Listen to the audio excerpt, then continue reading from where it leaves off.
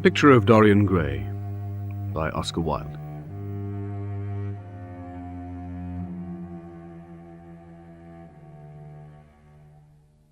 The studio was filled with the rich odour of roses, and when the light summer winds stirred amidst the trees of the garden, there came through the open door the heavy scent of the lilac, or the more delicate perfume of the pink flowering thorn. From the divan on which he was lying, Lord Henry Wotton gazed at a full-length portrait of a young man of extraordinary personal beauty, clamped to an upright easel in the middle of the room. Some little distance away was sitting the artist himself, Basil Hallward. "It is your best work, Basil, the best you have ever done," said Lord Henry languidly. "You must certainly send it next year to the Grosvenor. The Academy is too large, too vulgar." "I don't think I shall send it anywhere," Hallward answered, tossing his head back. "No, I won't send it anywhere." Lord Henry elevated his eyebrows and looked at him in amazement through the thin blue wreaths of smoke that curled up in fanciful whirls from his heavy opium-tainted cigarette. "Not send it anywhere, my dear fellow, why? What odd chaps you painters are. You do anything in the world to gain a reputation. As soon as you have one, you seem to want to throw it away." "I know you will laugh at me," he replied, "but I really can't exhibit it. I have put too much of myself in it." Lord Henry stretched himself out on the divan and laughed. "Yes, I knew you would laugh, but it is quite true all the same. No one shall see my picture of Dorian Gray." "Dorian Gray? Is that his name?" "Yes, that is his name, and I didn't intend to tell it to you, but why not? Oh, I can't explain." The two young men went out into the garden together and ensconced themselves on a long bamboo seat that stood in the shade of a tall laurel bush. The sunlight slipped over the polished leaves. In the grass, white daisies were tremulous. After a pause, Lord Henry pulled out his watch. "I'm afraid I must be going, Basil," he murmured. "Before I go, I insist on your answering my question." "What is that?"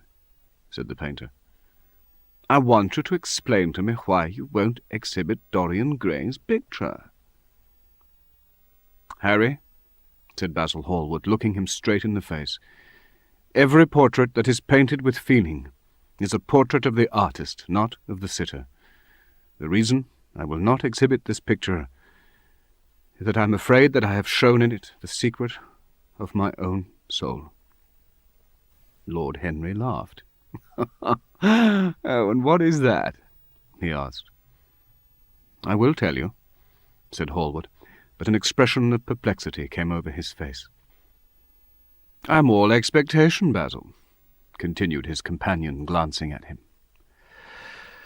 "Oh, there is really very little to tell, Harry," answered the painter. "I am afraid you will hardly understand it. Perhaps you will hardly believe it." Lord Henry smiled. "I'm quite sure I shall understand it," he replied. "And as for believing things, I can believe anything, provided that it is quite incredible." Lord Henry felt as if he could hear Basil Hallward's heart beating, and wondered what was coming. "The story is simply this," said the painter, after some time. "It was at Lady Brandon's that I saw Dorian Gray for the first time. When our eyes met, I felt that I was growing pale. A curious sensation of terror came over me. I knew that I had come face to face with someone whose mere personality was so fascinating that if I allowed it to do so, it would absorb my whole nature, my whole soul, my very art itself. I don't know how to explain it to you. Something seemed to tell me that I was on the verge of a terrible crisis in my life. I had a strange feeling that fate had in store for me exquisite joys and exquisite sorrows. I grew afraid and turned to quit the room. It was not conscience that made me do so, it was a sort of cowardice. However, whatever was my motive, I struggled to the door. There, of course, I stumbled against Lady Brandon, and she thereupon introduced me. It was simply inevitable, I'm sure of that. Dorian told me afterwards that he too felt that we were destined to know each other. And how did Lady Brandon describe this wonderful young man? Asked his companion.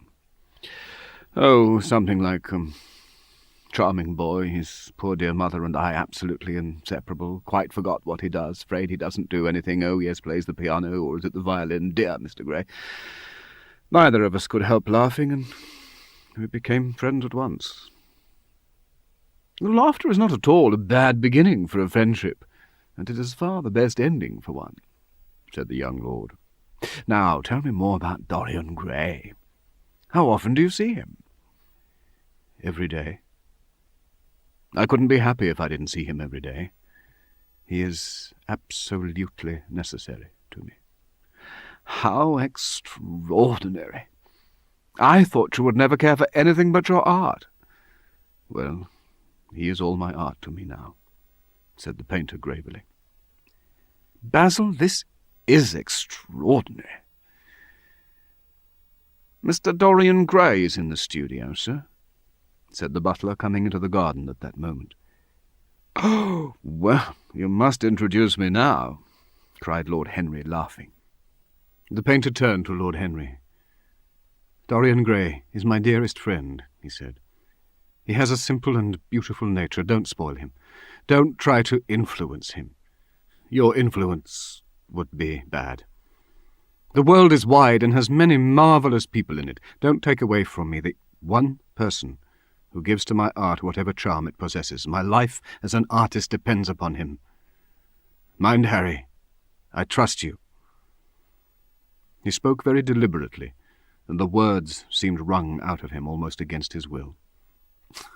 What nonsense you talk, said Lord Henry, smiling, and taking Hallward by the arm, he led him into the house. As they entered, they saw Dorian Gray. He was seated at the piano with his back to them, turning over the pages of a volume of Schumann's forest scenes. You must lend me these, Basil, he said. I want to learn them. They are perfectly charming. Well, that depends on how you sit today, Dorian. Oh, I'm tired of sitting, and I don't want a life-sized portrait of myself, answered the lad, swinging round on the music stool in a wilful, petulant manner. When he caught sight of Lord Henry, a faint blush coloured his cheeks for a moment, and he started up. Oh, I beg your pardon, Basil, but I didn't know you had anyone with you. This is Lord Henry Wotton, Dorian, an old Oxford friend of mine. I have just been telling him what a capital sitter you were. Now you've spoiled everything.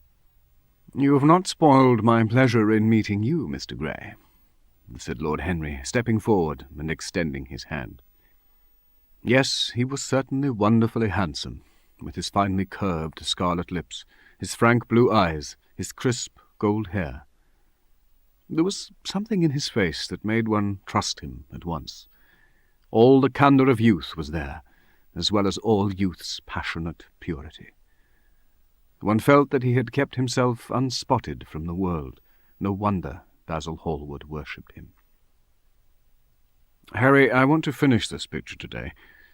Would you think it awfully rude of me if I asked you to go away? Lord Henry smiled and looked at Dorian Gray. Am I to go, Mr. Gray? He asked. Oh, please don't, Lord Henry.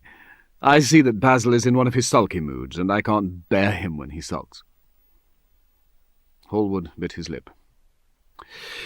If Dorian wishes it, of course you must stay. Dorian's whims are laws to everybody except himself.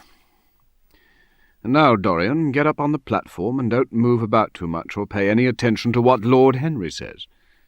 He has a very bad influence over all his friends, with the single exception of myself. Dorian Gray stepped up on the dais with the air of a young Greek martyr, and made a little moo of discontent to Lord Henry, to whom he had taken rather a fancy. After a few moments, he said to him, Have you really a very bad influence, Lord Henry? As bad as Basil says? There's no such thing as a good influence, Mr. Gray. All influence is immoral. Just turn your head a little more to the right, Dorian, like a good boy, said the painter, deep in his work, and conscious only that a look had come into the lad's face that he had never seen there before. For nearly 10 minutes Dorian Gray stood there, motionless, with parted lips and eyes strangely bright.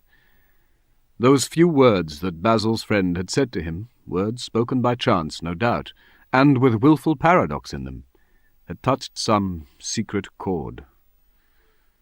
With his subtle smile, Lord Henry watched him. He had merely shot an arrow into the air, and it hit the mark. How fascinating the lad was. "Basil, I'm tired of standing," cried Dorian Gray suddenly. "I must go out and sit in the garden. The air is stifling here." "My dear fellow, I'm so sorry. When I'm painting, I can't think of anything else. But you never sat better. You were perfectly still, and I have caught the effect I wanted, the half-parted lips and the bright look in the eyes. Harry has certainly made you have the most wonderful expression." "I will go out into the garden with you," said Lord Henry. "It is horribly hot in the studio. Basil, let us have something iced to drink, something with strawberries in it." "Certainly, Harry. Just touch the bell, and when Parker comes I will tell him what you want. I've got to work up this background, so I will join you later on. Don't keep Dorian too long. I have never been in better form for painting than I am today. This is going to be my masterpiece. Oh, it is my masterpiece as it stands." Lord Henry went out to the garden and found Dorian Gray burying his face in the great cool lilac blossoms, feverishly drinking in their perfume as if it had been wine. He came close to him and put his hand upon his shoulder. "You are quite right to do that," he murmured. "Nothing can cure the soul but the senses, just as nothing can cure the senses but the soul." The lad started and drew back. There was a look of fear in his eyes, such as people have when they are suddenly awakened. "You have the most marvellous youth, Mr. Gray, and youth is the one thing worth having." "Well, I don't feel that, Lord Henry," he replied, snapping off a blossom by the stem. "No, you don't feel it now. Some day when you are old and wrinkled and ugly, when thought has seared your forehead with its lines, and passion branded your lips with its hideous fires, you will feel it. You will feel it terribly. Now, wherever you go, you charm the world. Will it always be so? You have a wonderfully beautiful face, Mr. Gray. Don't frown. You have. The gods have been good to you. But what the gods give, they quickly take away. Ah, realize your youth while you have it. Don't squander the gold of your days. Live the wonderful life that is in you, and let nothing be lost upon you. Be always searching for new sensations, afraid of nothing. With your personality, there's nothing you could not do. The world belongs to you for a season. Youth. There is absolutely nothing in the world but youth."